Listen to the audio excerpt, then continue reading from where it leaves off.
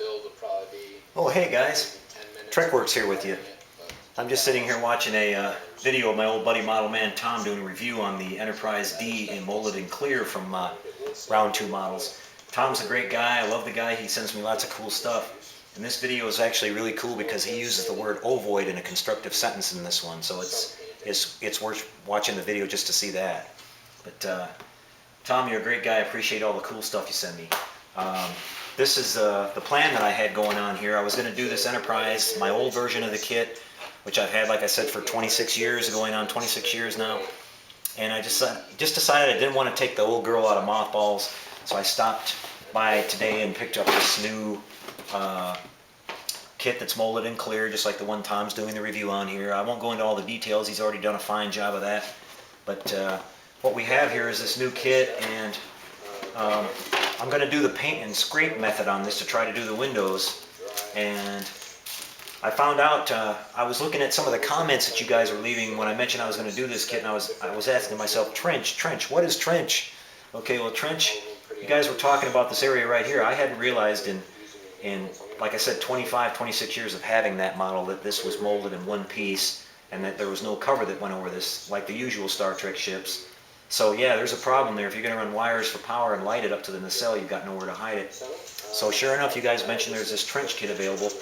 I looked it up over at Don's Light and Magic and saw it was available. It's back ordered. Tom, I got to shut you up for a minute, buddy.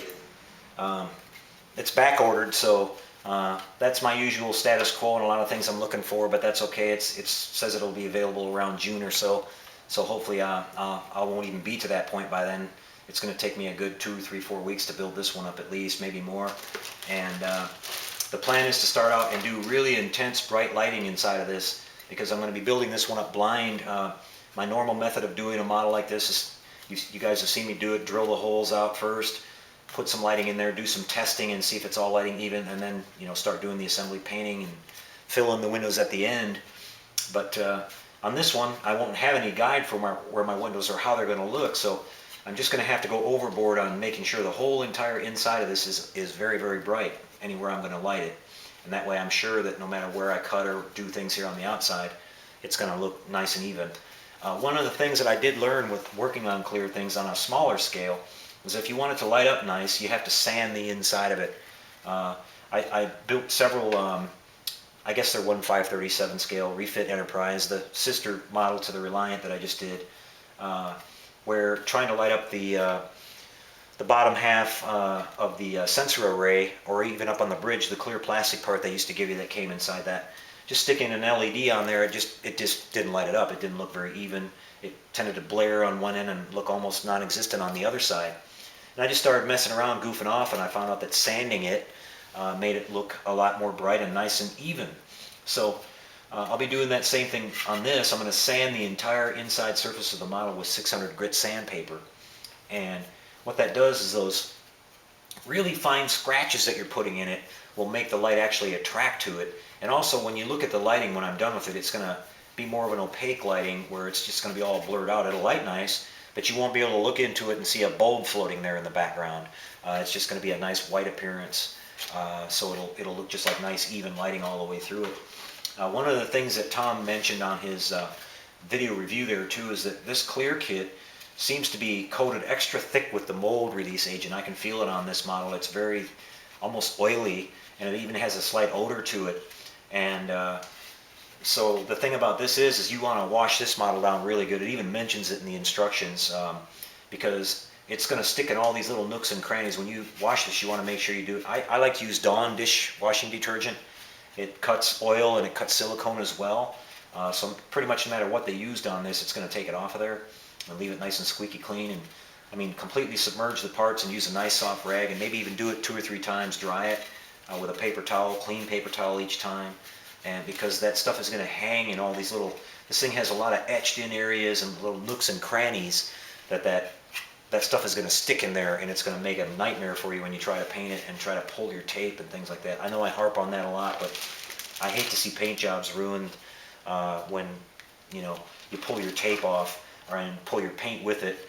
And especially on something like this, if you do this being clear on the back side, if you pull any paint off of this thing when you're doing the work on it, even if you touch it, come and touch it back up, you're going to see a little bit of a difference in the way it looks, because the light's never going to penetrate it the same. You're always going to have your overspray area, you're always going to have a little bit thicker area than you are on the area that you repaired. So if you're getting really picky, that'll definitely mess you up in that area, so you're going to have to do it right. But yeah, this is a great kit. It should display beautifully. It's going to be almost 20 inches long.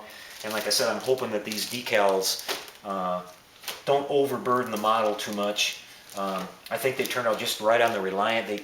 The Reliant I did in a slightly off-white color, and they were kind of a grayish shade of color with a little bit of this light blue mixed in.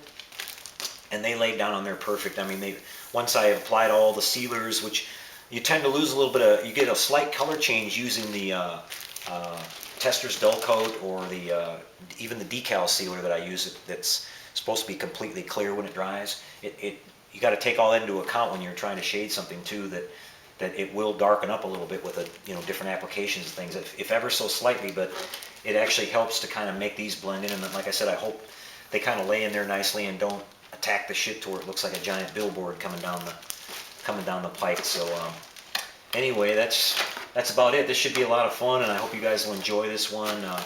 If any of you guys have done these before, really appreciate if you leave a comment in there, give me some tips on this or whatever, or maybe there's a different or better way that you can think of to do these windows. Like I said, I think I can get away with scraping, and if in the end I'm looking at it, as long as it's lighted nice and even in the middle of it, I can always come and drill the holes at the end too, without having to totally disassemble the whole thing. I think I could reasonably, as long as I haven't put all the main halves together, which I usually don't anyway, I'll paint all the major assemblies and then put them together.